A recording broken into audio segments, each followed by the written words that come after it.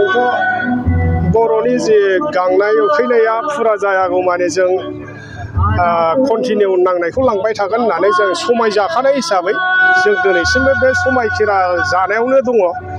खिन्थु दिनै जोंनि नांबाय थानायनि गेजेराव गावजों गाव थैलायनाय माबाया माने गावजों गाव माबाफोरनिफ्राय जोंनि एनिमिफोरनिफ्राय थाखा फैसा जानानै जोंखौ एरना होनाय गावथार होनाय गावनि गेजेराव थैलायनाय माबानिफ्राय जाहाथे जोंनि रायजो राजानि गेजेराव बेबादि थाखा लबिया थाखा जानानै गावजों गाव खोन्थालायनाया गोजानाव थायो।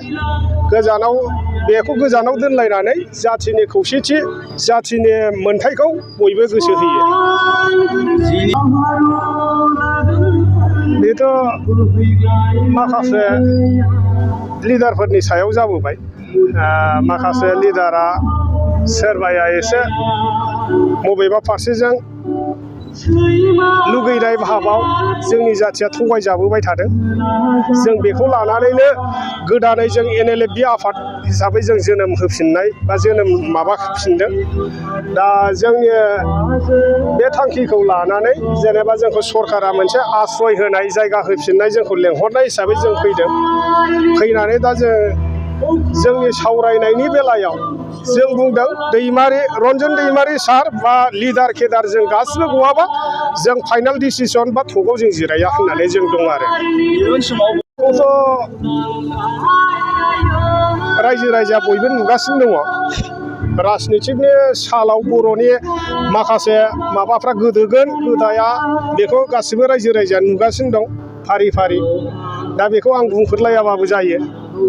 दा बेबायदि आरो दोलोनि खामानि जानानै बर' हारिनि जाथि दानायनि थाखाय खामानि मावबाय थादों। बर'नि जोंनि नांगौ माबाखौ जुदि बा जोंनि डिमान्डखौ जाफुङागौ माने जों नांनाया जोंना कन्टिनिउ थांबाय थागोन।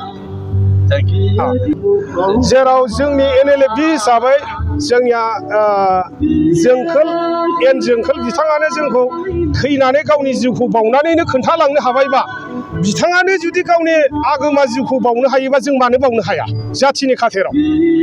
आरो दिनै बिथां जोंखोलल' नङा, बिथां जोंखोलनि सिगाङाव NDFB हिसाबै हाजार हाजार बर' जोहोलावफ्रा जिउ नागारबोबाय। दा बिसोरनो जुदि जिउ नागारनो हादोंबा जों मानो नागारनो हाया जाथिनि खाथेराव। दा जों कन्टिनिउ नांनायाव थांगोन बेल' आरो बेखिनियानो। बुङोब्लाथ' मा बुंनो, बे दिनैनि साना गासै बर' हारिनि थाखाय आरो जों NLFB आफादनि मोनसे दुखुनांथाव सान होननानै जों सानो। आरो बे नंगौ थांनाय 2021 मायथाइनि 13 जुलाइआव जोंनि उदालगुरि डिस्ट्रिक्टनि माजबाद हालामाव एन जोंखोल बिथांखौ पुलिसा हमनानै खास्रि बिस्रि बिथांखौ बुथारदों। दा बिथांखौ बिथां थैनायनि सानखौनो जों दिनै नैबे क'क्राझारनि डेजिगनेटेड केम्पआव गासेथि मुंख्लं सान हाबाफारि महरै जों फालिदों। आरो जों इयुनावबो बिथांनि मुंख्लं सानखौ NLFB जेब्लासिम थागोन अब्लासिम जों फालिलांबाय थागोन। आरो बिथांखौ जों अरायबो मान आरो सन्मान होगोन आरो आसा खालामो बिथांनि जा सिमां जा थांखि बेफोर सिमांफोरा आरो थांखिफोरा सानसे मोगथां महर मोनगोन। दिनै बर' हारिनि उदांस्रिनि दावहायाव गोबां जोंनि बर' बिर जोहोलावफोरा मुंख्लं जालांबाय आरो गोबाङानो दिनै लिडारजों लोगोसे केडार्सफोराबो जोबथेसालियाव जोबजानानै दङ। दिनै बे जोबथेसालियाव जायफोर बिथांमोना दङ बिथांमोना गोथाङैनो गोथैफोरबायदि जानानै दङ। मानो होनोब्ला जों बेखौ बुङोब्ला बर' रावाव बुङोब्ला गोथाङैनो गोथै मुंख्लंफोर। दा बिथांमोननि सिमाङा गोख्रै जाफुंगोन आरो आसा खालामो जोंनि जा सिमां बे सिमाङा सानसे मोगथां महर मोनगोन आरो मुंख्लंफोरा सानसे सोरगोआव थानानै जोंनि जाफुंसार जानाय हाबाफारिखौ मोजां बाख्नायहरगोन। आं बेखौनो नैबे सेथि मुंख्लं सान हाबाफारिनि गेजेरजों फोरमायो नोंथांमोननि चेनेलनि गेजेरजों। बर' राव सावरायनायाथ' थिगानो सोलिगासिनो। जोंखौ आसाम गभर्नमेन्टआ आसा होनानै दोनदों। बे आसा होना दोननाय हिसाबै जोङो नैबे डेजिगनेटेड केम्पआवहाय मोजाङै मोजां दंगासिनो। अनलायलायनानै जों गावनि गेजेराव मोजां गोरोबलायनानै दङ। आरो स्ट्रेटेजि होनोब्ला जोंनि थांखिया बेनो बर'लेण्ड